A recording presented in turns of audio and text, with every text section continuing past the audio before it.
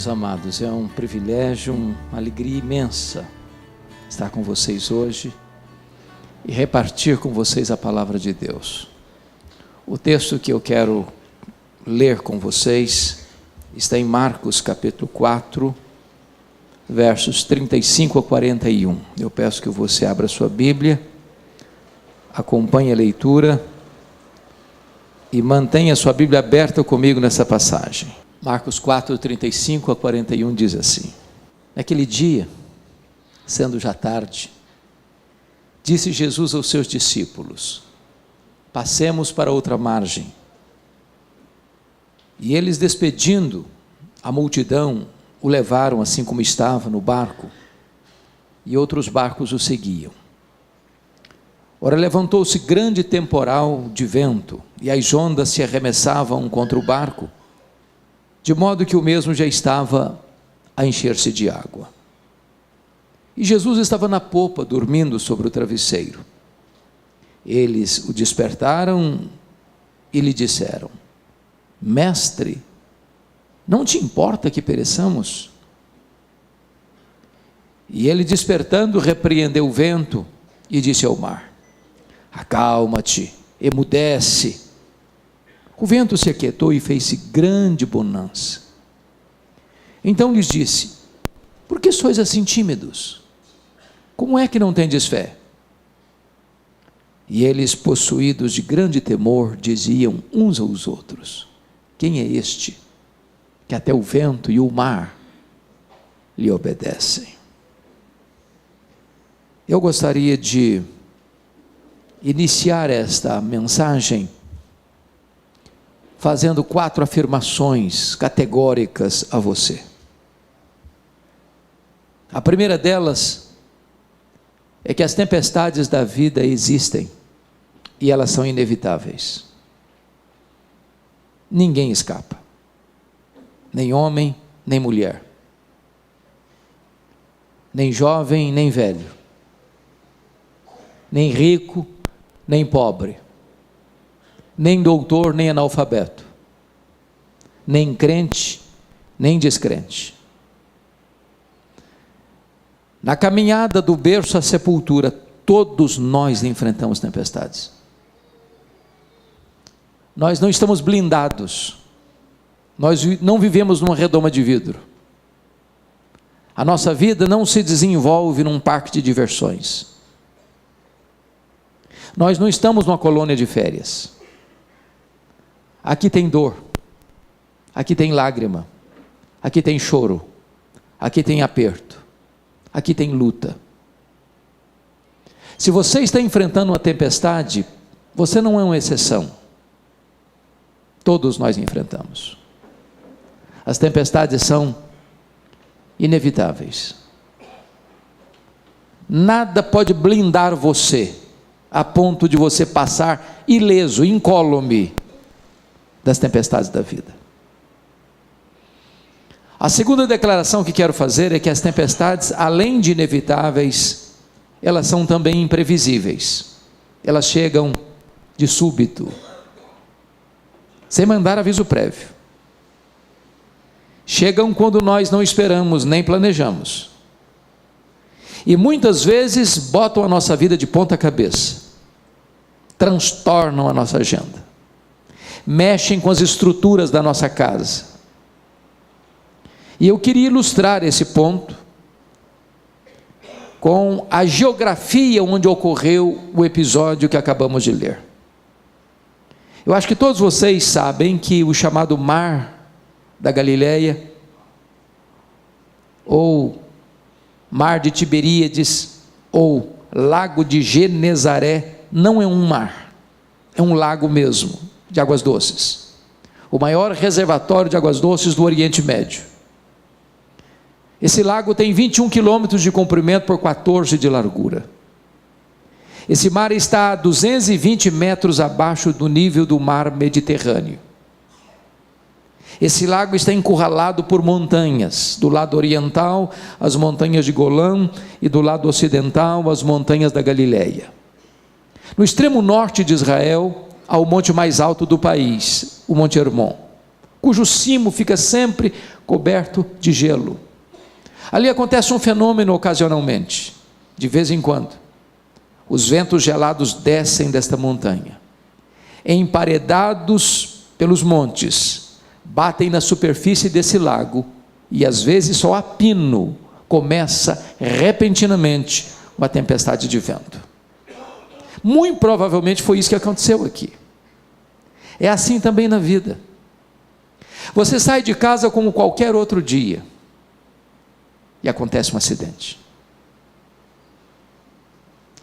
Você vai ao médico para um exame de rotina, e descobre que está com uma doença grave. Um casamento estável e harmonioso, de 20, 30 anos, um acidente de percurso, e aquele casamento acaba ferido nas barras de um tribunal por um doloroso divórcio. Uma situação amarga lhe acontece, e você percebe que a sua vida é transtornada com essa tempestade.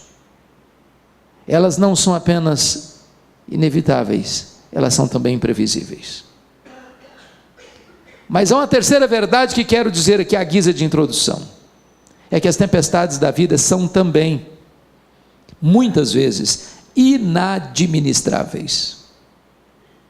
Eu fico imaginando que parte daquelas pessoas que estavam no barco com Jesus, discípulos de Jesus, eram pescadores, nasceram ao redor desse lago, cresceram ao redor desse lago, trabalhavam nesse lago, conheciam cada palmo desse lago, certamente já tinham enfrentado outras tempestades nesse lago, e superado as dificuldades.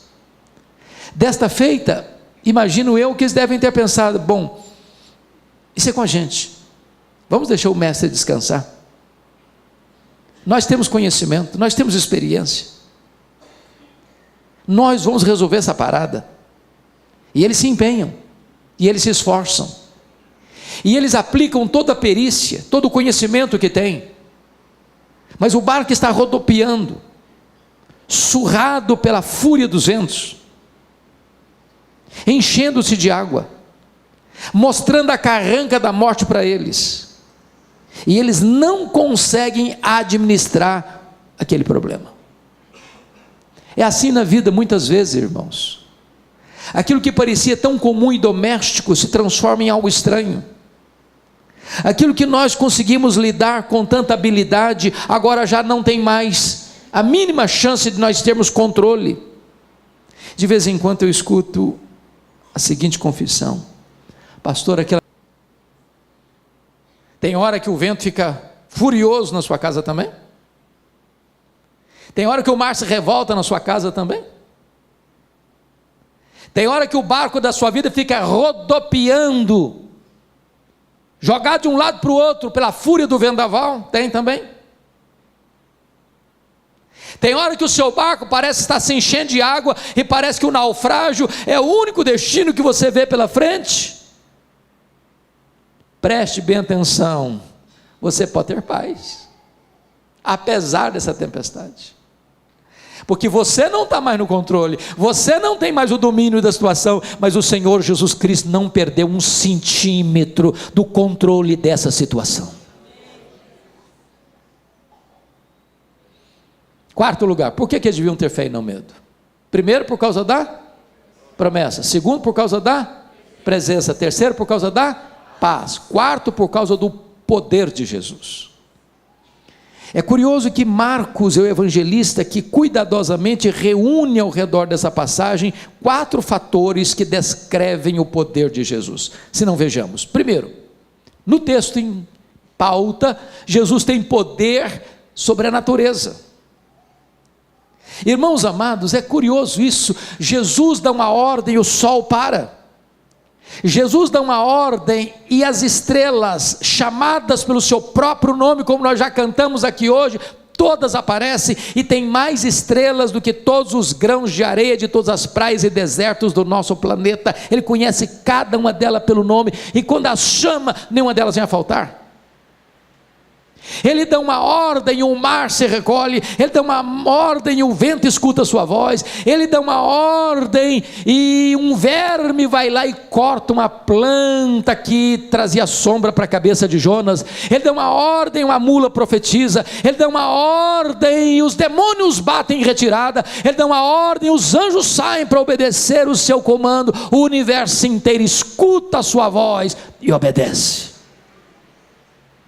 É por isso que você e eu cremos em milagres, porque o que criou o universo estabeleceu leis para conduzir o universo, mas ele está acima e no controle dessas leis. Segundo, ele não só tem poder sobre a natureza, não, ele tem poder sobre os demônios. Logo em seguida, no capítulo 5, Jesus desembarca do outro lado. E notem que ele desembarca na região chamada de Decápolis. Decápolis é uma palavra grega que significa 10 cidades, eram 10 cidades gentílicas. A cidade onde ele desembarca, a região onde ele desembarca, era a região da cidade de Gadara, era gentílica, as pessoas cuidavam de porcos ali, era um despenhadeiro, estava de noite, ali tem um cemitério, e tudo que você não espera ver de noite diante de um cemitério é gente viva. Não é verdade? E ali tinha um homem ferindo-se com pedras, gritando, violento, nu, tomado por 6.000 demônios, uma legião de demônios. E Jesus faz essa viagem para esse local por uma razão única.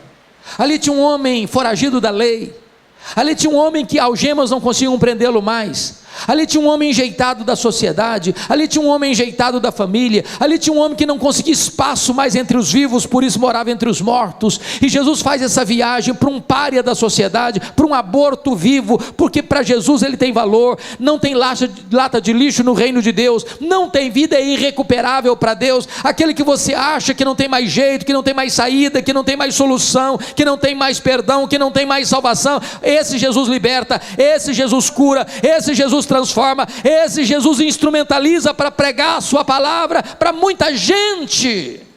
Sabe por quê? Porque ele tem poder sobre os demônios.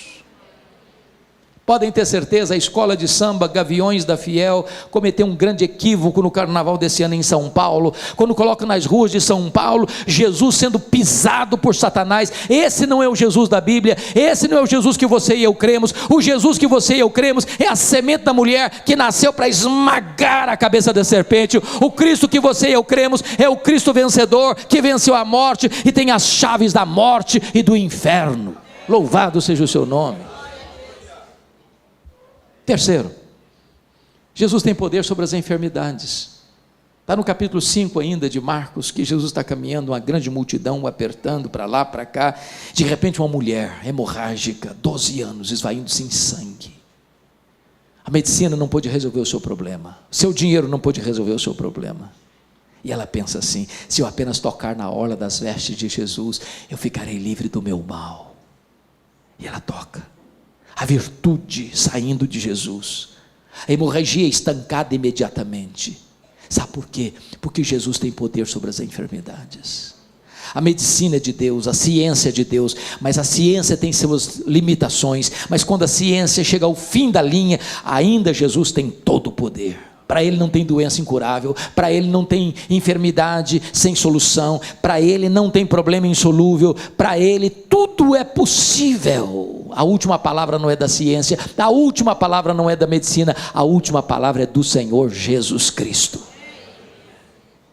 Mas Marcos ainda prossegue no capítulo 5, e Jesus vai para a casa do Jairo, o grande líder da sinagoga de Cafarnaum, e diz a escritura que quando Jesus chega na casa de Jairo, a sua filha única de 12 anos está morta, e Jesus bota a mão sobre ela e diz: Talita cumi, pequena menina, está na hora de levantar, está na hora de despertar. E a morte bate continência para Jesus, e a morte devolve a vida àquela menina, e Jesus, que é a ressurreição e a vida, traz aquela menina vida, e Jesus a devolve aos seus pais. Sabe por quê? Porque Jesus tem poder sobre a morte. Ele tem todo o poder, ele tem toda a autoridade nos céus e na terra. Por isso você não precisa ter medo, você precisa ter fé. Por que sois assim tímidos? Como é que não tendes fé? Mas agora veja comigo a cena e eu encerro com a última pergunta. Pense comigo, se as ondas estavam furiosas, o barco ia lá em cima e descia, enchendo-se de água. Jesus acalma, o barco começa a balançar suavemente, como que numa gangorra. Está de noite, os discípulos molhados, o barco se enchendo d'água. Eles estão tomados de um grande espanto, admirados com a grandeza de Jesus. Eles que já tinham visto muitos outros milagres, escutado muitos outros ensinamentos, estão diante de um fato agora que abre-lhes ainda mais a visão, que amplia ainda mais a compreensão, e eles começam a perguntar uns para os outros assim: mas quem é este? Quem é este que até o vento e o mar lhe obedecem? Quem é este? Sabe por que a tempestade vem? Ela vem para você conhecer mais Jesus, ela vem para você saber quão grande é Jesus, ela vem para você compreender que ninguém pode se comparar com Jesus, que por maior que seja a sua crise, por maior que seja a sua dor, por maior que seja a sua tempestade, Ele é poderoso para acalmá-la, Ele é poderoso para aquietar os vendavais da sua vida, Ele é poderoso para trazer solução para a sua família. Quem é este? E hoje nós podíamos responder esta pergunta. Este é aquele que com o Pai e com o Espírito Santo, antes da fundação do mundo, lá nos refolhos da eternidade, traçou um plano perfeito, eterno, vitorioso, o plano da nossa redenção. Quem é este? Este é aquele que no princípio, sem matéria pré-existente, criou os céus e a terra, porque todas as coisas foram feitas por intermédio dele, e sem ele nada do que foi feito se fez, as coisas visíveis e as coisas invisíveis. Quem é este? Este é aquele que sustenta todas as coisas pela palavra do seu poder. Quem é este? Este é aquele de quem os patriarcas falaram, para quem os profetas apontaram. Este é o maravilhoso conselheiro, Deus forte, o Pai da eternidade, o príncipe da paz. Quem é este? Este é o sol da justiça, a brilhante estrela da manhã, o lírio dos vales. Quem é este? Ora, este é aquele que foi simbolizado pelo Cordeiro da Páscoa, cujo sangue vertido, colocado no batente das portas, livrou os primogênitos de Israel da morte no Egito. Quem é este? Ora, este é aquele que foi simbolizado pelo tabernáculo, este é aquele que foi simbolizado pela arca da aliança, este é aquele que foi simbolizado por aquilo que estava dentro da arca, as tábuas da lei, o vaso com maná, a vara seca de Arão que floresceu. Este é aquele que foi simbolizado pela tampa da arca, o propiciatório, onde a glória de Deus se manifestava. Quem é este? Este é aquele que foi simbolizado pelo templo de Jerusalém, este é aquele que foi simbolizado pelos ritos sagrados do templo, pelos sacrifícios do templo, este é aquele que foi simbolizado pelas festas de Israel, este é aquele que foi simbolizado pelo sábado. Tudo isso era a sombra dele, ele é a realidade. Quem é este? Este é aquele que na plenitude dos tempos nasceu de mulher, nasceu sob a lei para ser o nosso Redentor. Este é o verbo eterno, pessoal, divino, autoexistente, criador, que se fez carne e habitou entre nós, cheio de graça e de verdade. Quem é este? Ora, este é o grande eu sou, este é o pão da vida, este é a luz do mundo, este é a porta das ovelhas, este é o bom, o grande, o supremo pastor das ovelhas, este é a ressurreição e a vida, este é o caminho e a verdade e a vida, e ninguém vem ao Pai senão por ele. Este é a videira verdadeira. Quem é este? Ora, este é o fundamento da igreja, este é o dono da igreja, este é o edificador da igreja, este é o protetor da igreja. Quem é este? Este é o Cordeiro de Deus que tira o pecado do mundo, o Cordeiro que venceu a morte e está vivo pelos séculos dos séculos. Este é a raiz de Davi, este é o leão da tribo de Judá, que venceu para abrir o livro e desatar-lhe os selos. Quem é este? Este é aquele que andou por toda parte fazendo bem, libertando os oprimidos do diabo. Os cegos viram, os mudos falaram, os surdos ouviram, os coxos andaram, os mortos ressuscitaram e os leprosos foram purificados.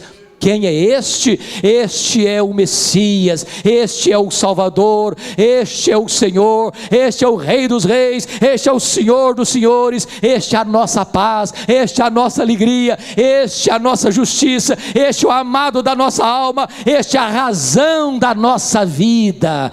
Quem é este? Este é aquele que, sendo Deus, não julgou como usurpação o ser igual a Deus, antes a si mesmo se esvaziou, assumindo as formas de servo, se humilhando até a morte, e morte de cruz, pelo que também Deus o exaltou sobremaneira. Ele deu um nome que está acima de todo nome, para que o nome de Jesus se dobre todo o joelho, nos céus, na terra e debaixo da terra, e toda língua confesse que Ele é Senhor, para a glória de Deus Pai. Quem é este? Este é aquele que por amor de nós sangrou e chorou no Getsêmani. Este é aquele que foi cuspido e esbordoado no sinédrio judaico. Ele é aquele que foi vilipendiado e surrado no pretório romano. Este é aquele que foi condenado à morte de cruz, mas carregou sobre o seu madeiro os nossos pecados. Quem é este? Este é aquele que morreu pelos nossos pecados, segundo as Escrituras, foi sepultado, mas ressuscitou, segundo as Escrituras, vitoriosamente, poderosamente, entrando nas entranhas da morte, matando a morte, arrancando o aguilhão da morte, se tornando a ressurreição e a vida. Quem é este? Este é aquele que voltou para o céu em glória, este é aquele que derramou o Espírito Santo sobre a igreja, este é aquele que está sentado no trono e governa o universo e dirige as nações, depondo reis e levantando reis. Este é o nosso grande sumo sacerdote, que tem misericórdia de nós. Este é o grande advogado justo, que intercede por nós junto ao Pai. Quem é este? Este é aquele que vai voltar pessoalmente, visivelmente, audivelmente, inesperadamente, repentinamente, gloriosamente, para julgar vivos e mortos. Este é aquele que veio buscar a igreja para habitar com ele para sempre. Este é aquele que vai entrar com a igreja para as bodas do Cordeiro, vai chegar dos nossos olhos toda lágrima, e conosco vai reinar pelos séculos dos séculos. Quem é este? Este é o amado da nossa alma. Este é aquele que diz para você: você não precisa ter medo, você precisa ter fé. A Ele a honra, a Ele a glória, a Ele louvor, agora e pelos séculos eternos. Aleluia, amém.